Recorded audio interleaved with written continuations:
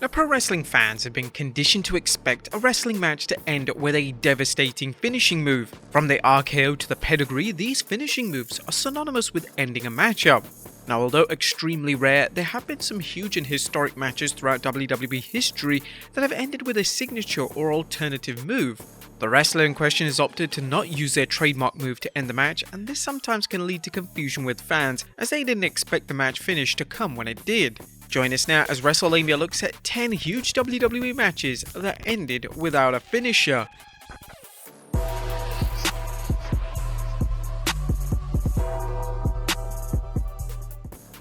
Be sure to subscribe and hit that notification bell for daily wrestling videos, and follow us on Facebook for exclusive lists. Number 10, The Big Show vs. KANE at Rebellion 1999. The Big Show and KANE had a number of high-profile matches against each other over the years. Unfortunately, the two wrestling legends never seemed to have the best chemistry with one another in the ring. Take, for instance, their match at Rebellion in 1999. Their match would be a no DQ match. This was perhaps to try and make their match remotely exciting, but it had little effect. The finish of the match came when KANE kicked a steel chair into Big Show's face, and then KANE followed this up with a body slam to secure the 1-2-3. This was quite a random finish, and the crowd were taken aback by the sudden and dramatic finish. Number 9, Johnny Gargano vs. Tommaso Ciampa at NXT TakeOver in New Orleans. NXT TakeOver New Orleans received universal acclaim from fans and critics. The event was labelled as the best NXT event ever, and some even claimed that the event was up there with the likes of Wrestlemania 17.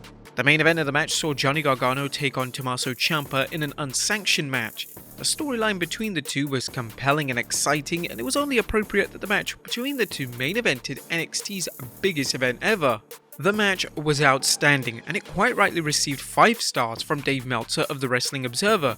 Specific praise was offered towards the finish of the match, as Gargano would use an STF submission hold with a knee brace to make Ciampa submit. Number 8, Asuka vs. Billie Kay vs. Peyton Royce vs. Nikki Cross at NXT TakeOver San Antonio. Asuka's 520-day reign as NXT Women's Champion took the title to new heights. She was booked with dominance, but she also managed to have fantastic storylines and matches that coincided with this impressive streak. One of the things WWE tried to do with Asuka during this reign was to present all of her moves as legitimate match enders.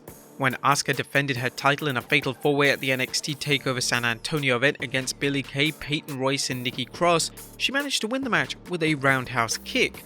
This approach is hard to pull off, but due to Asuka's booking, it actually worked. Asuka still had the Asuka lock in her arsenal, but she also made kicks and other signature moves look like they could end a match without a moment's notice. Number 7, Eddie Guerrero vs. Batista at No Mercy 2005. Before his untimely passing, Eddie Guerrero was involved in a memorable storyline with Batista. This feud would revolve around the world title and would start the process of reverting Eddie back to a beloved babyface. Their only pay-per-view match against each other took place at the No Mercy pay-per-view in 2005, and it's an interesting match to re-watch, as the match mainly serves to further the developments of Eddie's babyface turn.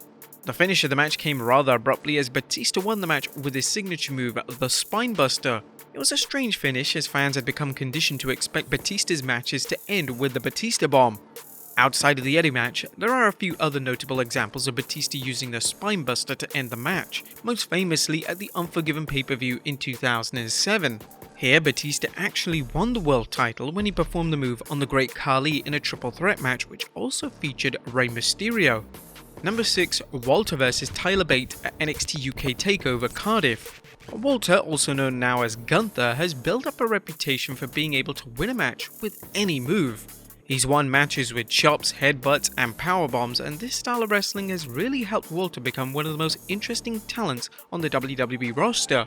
Without a doubt, his most memorable match during his run in NXT UK was his TakeOver match against Tyler Bate. The match was rated 5.25 stars by Dave Meltzer, making it one of the highest rated matches in company history. The match though was an absolute war and came to an end after 40 minutes, with Walter performing a devastating lariat which nearly decapitated the inaugural UK champion. Number 5, Drew McIntyre vs. Randy Orton at SummerSlam 2020. Now, it's common for world title matches in WWE to feature a number of finishing moves being hit before the match actually ends. However, when Drew McIntyre faced Randy Orton for the WWE title at SummerSlam in 2020, the two decided to do something completely different. The two didn't successfully perform a single finisher in the entire match, and this made the match stand out, and it was really something special and unique. The match came to an end when Drew performed a basic backslide on Orton, and this style of match mainly worked thanks to there being no fans in attendance. Due to the COVID-19 pandemic, the match took place in the infamous Thunderdome, meaning that WWE superstars didn't have to rely on the reaction of fans to determine how the match would play out. Number 4. Ronda Rousey vs Charlotte Flair. Now, going into the match between Rousey and Flair at WrestleMania 38, fan interest was extremely limited. The feud felt incredibly manufactured, and fans questioned whether that was the most appropriate match to be on the WrestleMania match card. The match though was met with negative reviews from fans and critics, as the issue with the match was that the lack of fan interest was apparent, as there was utter silence scattered throughout a match that was actually rumoured at one stage to be the main event of the entire show. The finish didn't help either, as Charlotte won with a big boot following an awkward ref bump. This isn't even her secondary finishing move. This made Ronda look incredibly weak, and it made fans question why on earth WWE would book one of their top female babyfaces to lose to a signature move on the grand stage of WrestleMania. It just simply didn't work. Number 3. CM Punk vs Daniel Bryan at Money in the Bank 2012. In the summer of 2012, WWE booked a feud between CM Punk and Daniel Bryan over the WWE title. Naturally, due to the talent involved, the matches were wrestling clinics, but they also had a strong storyline attached, as AJ Lee was involved due to her prior association with Bryan. One of the pay-per-view matches the two had was at the Money in the Bank pay-per-view in 2012. This would be a no DQ match, and AJ would act as the guest referee. The match was without a doubt the best match on the entire show, and the match actually ended with a back suplex. Punk would perform a back suplex from the top rope, which resulted in both Punk and Bryan crashing through a table. The match finish worked for a no DQ stipulation, and the crowd came alive for the finish, which is always a sign that the match finish has been booked to perfection. Number 2. Roman Reigns vs Daniel Bryan vs Edge at WrestleMania 37.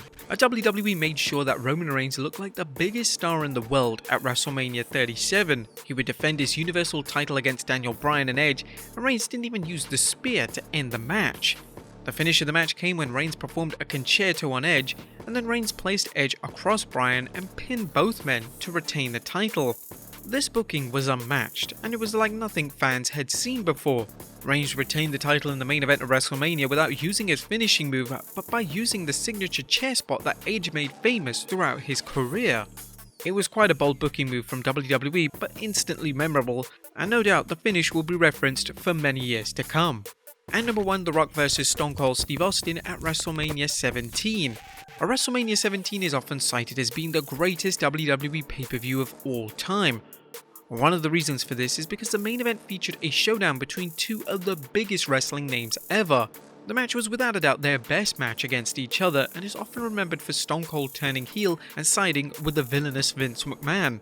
But the finish of the match actually didn't come thanks to a Stone Cold Stunner. It actually came after numerous chair shots to The Rock, which immobilized the Great One. This made the heel turn so much better, as fans were used to babyface Austin winning all of his big matches with the Stunner. But with Austin brutalizing The Rock with a chair, it was evident that the old Austin was no more.